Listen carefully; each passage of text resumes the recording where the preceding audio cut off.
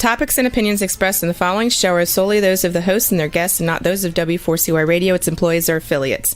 We make no recommendations or endorsements for radio show programs, services, or products mentioned on air or on our web. No liability, explicit or implied, shall be extended to W4CY Radio or its employees or affiliates. Any questions or comments should be directed to those show hosts. Thank you for choosing W4CY Radio. Welcome to the Ask the Expert show on W4CY Radio and Talk4 TV, where we bring you educational information from top local experts in the fields of legal, health, financial, and home improvement. Now sit back and listen to experts in family law, association law, hearing loss, business brokers, home care, along with many other topics. Now here are your hosts, Steve-O and Sophia. Good morning, Tampa. Welcome to another Ask the Expert show, where we bring you the top experts in the field of legal, health, financial, and home improvement. Our first guest, our expert, I got to tell you, he gave us such a scare last time. Good morning, Ray. Good morning, Steve. And yes, I feel a whole lot better this Monday morning than I did 2 weeks ago, but everything is just fine now. One of those scary events, but at the time, but all is good. We need you to stay healthy, Ray. That's all I have to say. In more ways than one, I agree with you. I hear you. Ray, it's funny because we had a couple phone calls. Shows you how closely people listen. And both of them were calling and saying, this sounds like the same show. Well, it was, because we were doing a repeat. So people really do listen very strongly. But since we're always getting new listeners, I love it when you tell people, share your story about Provise Wealth Management. Tell people about it. Sure. Steve founded Provise in 1986, and here we are 37 years later. We are a financial planning and investment management firm with offices in Clearwater and Tampa, Florida. We have a great team of 31 people, 14 certified financial planners, and backed up by a wonderful staff of 17. We're helping about 1,100 families scattered across the United States, 30 some states to be exact, and providing financial planning and investment management, totaling from an investment management side about $1.8 billion. And we hope to cross $2 billion in 2024. We are a financial planning firm first and foremost, and we see investment management, retirement planning, estate planning, education planning, all of insurances, all of that as a subset of the financial plan, because we strongly believe that if you have a written financial plan, your odds of success are significantly enhanced. So delighted to be with you this morning. And again, thank you for everybody being concerned about my health, but it's all good. Good. We're so glad to hear that. Ray, one of the things you said just now just kind of reminded me when you said you've got all these clients around the United States. That means that there's people who are recommending you because you're in Tampa, Florida. So that just shows how much your firm makes people, investors, happy. Am I pretty close to get the recommendation part? Well, we are blessed. The vast majority of our new clients come from referrals from existing clients and from professional friends, lawyers, CPAs, et cetera, who also refer their clients to us. And when you've been in the business as long as I have, people move around. So that's part of it too. But we are very blessed to be dealing with people around the country. And so whether folks are in Clearwater or Tampa Bay area or not doesn't really make any difference to us, given the way we all have become accustomed to Zoom or Microsoft Teams, et cetera, we're able to easily serve people all around the country and have been doing so for our entire 37-year history. Amazing. Well, Ray, this is coming to the end of a tax year, and I guess there's still time to do, end of the year tax planning. What are a few of the things that listeners should be thinking about now? Well, we do have some, 25 days to do some of that planning. Maybe we could stretch it into the weekend going into New Year's. First and foremost, I think people need to look at their charitable contributions. This is the time of the year when many people donate money. And if you are donating cash, you can give cash and donate up to 50% of your adjusted gross income. So if you have income of, let's say, $150,000, you could donate up to $75,000 in cash and deduct the entire amount. So it's a wonderful last minute tool.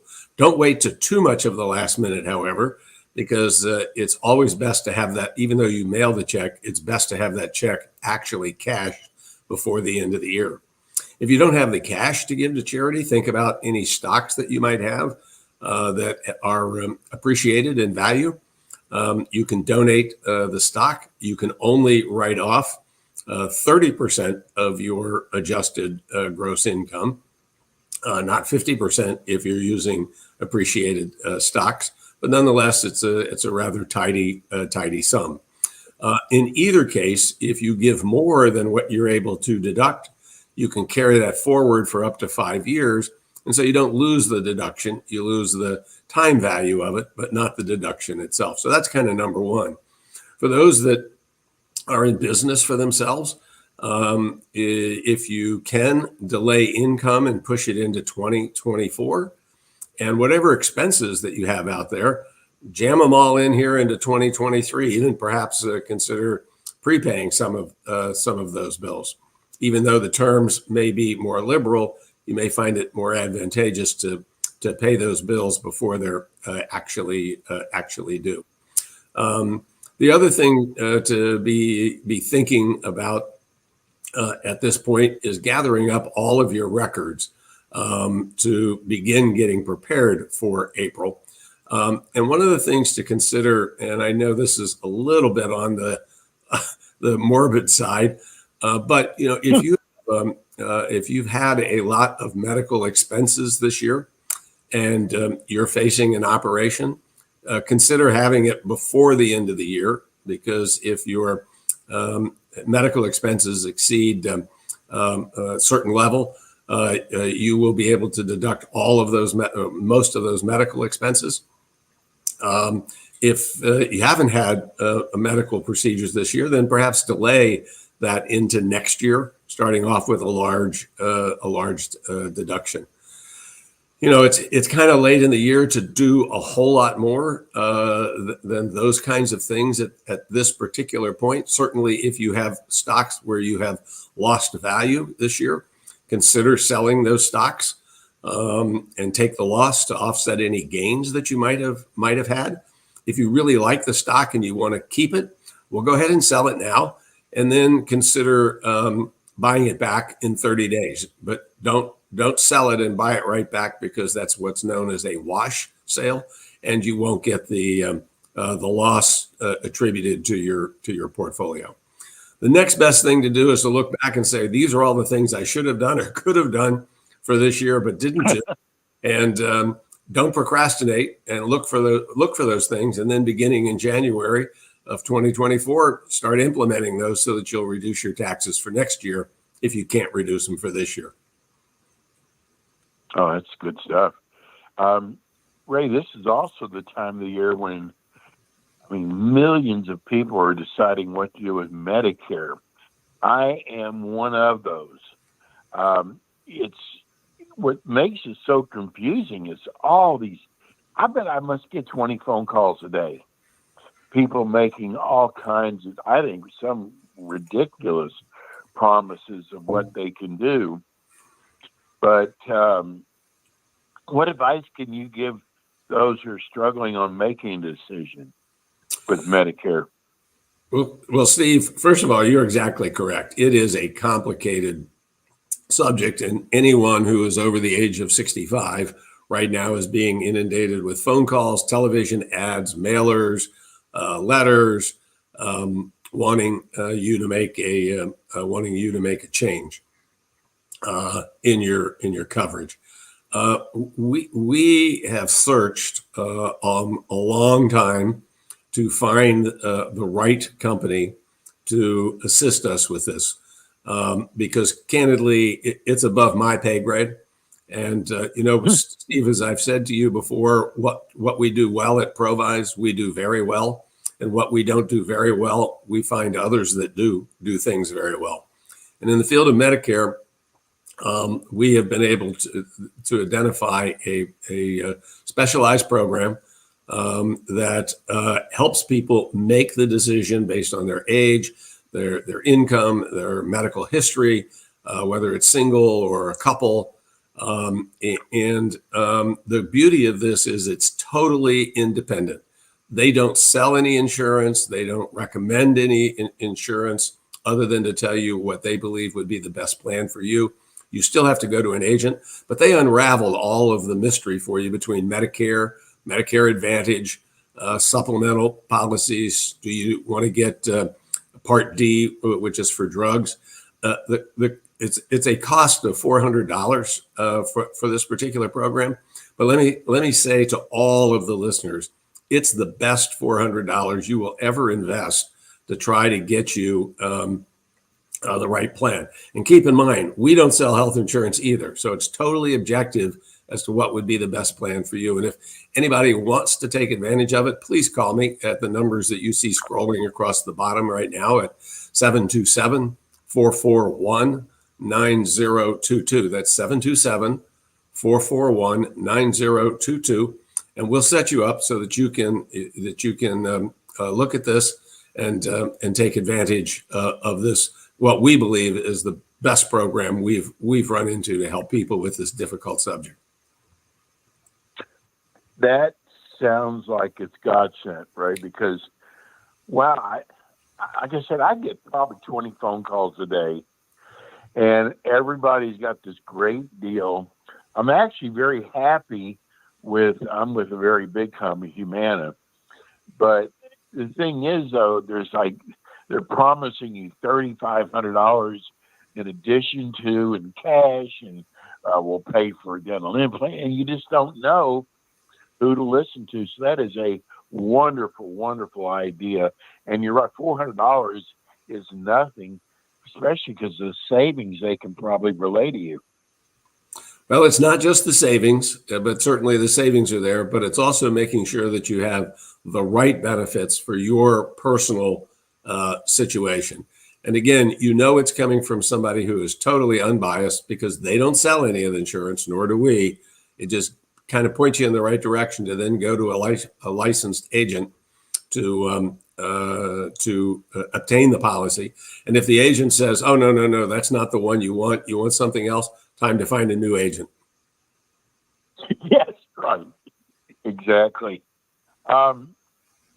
We had just avoided another government shutdown. I guess it's until mid-January, early February. What are the economics, Ray, in this political implication in this recent move? What a lot of people, including myself, still don't quite understand it. Well, first of all, as bad as the president's rating is at the moment, Congress's is even worse and significantly worse than the president, and frankly, for good reason.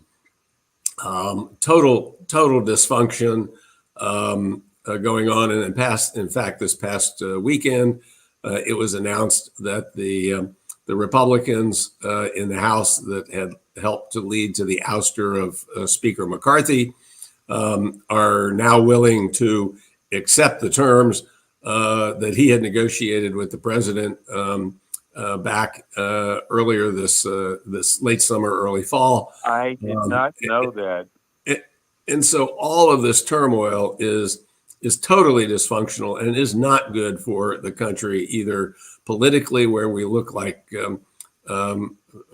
fools to the rest of the world as we're bickering over these things. But I always remind everybody when they complain about Congress or they complain about the president, just remember, we're the ones that vote them into office. So we have to point the finger back at ourselves as well.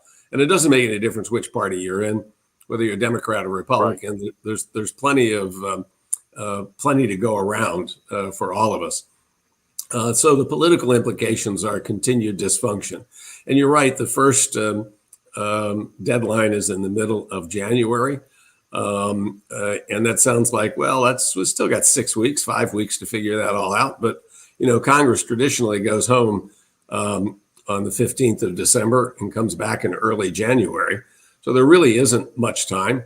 Maybe some grown-ups in the room would actually say, sorry, you're not going to go home for Christmas this year for 2.5 weeks. You're going to have to stay in Washington and actually work, which would be a novel concept. On an economic level, it's significant. We have to find a way to borrow a reasonable amount of money from year to year. If we're not able to balance the budget, we cannot continue trillion-dollar deficits every year, adding to the national debt now at somewhere around $25 trillion. The interest costs to the government are astronomical today compared to 2 years ago, not only because the debt's gone up, but because interest rates have gone up. And all of that money is going out to people who have bought our government bonds instead of being able to be used by the government to reduce the debt and or to provide services and benefits to those to whom it would be in need. So we've got to figure out a way to solve the problem, both on a political and an economic level, because neither one would end well unless we do. Ray, why do they always seem to wait till the last minute? Well, your guess on that one, Steve, is as good as mine. I guess that there's, hope springs eternal, that if I hold out, that I'll get my way, or I'll get more of my way. But it's a very unhealthy culture. Excuse me, a very unhealthy culture for us, as I said, both economically and politically. Many of us grew up in a time when the two sides could argue bitterly with each other and then go out and have dinner together and resolve their differences and then come up with compromises. But compromise seems to be a dirty word, if it's a word at all that exists in Washington anymore.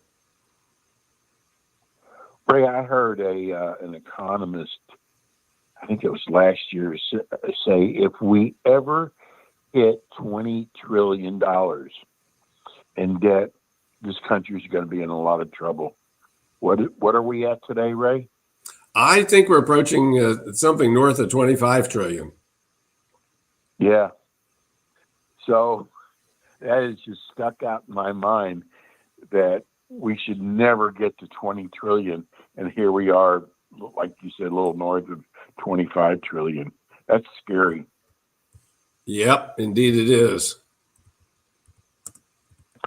The Fed's going to be meeting one last time before the end of the year.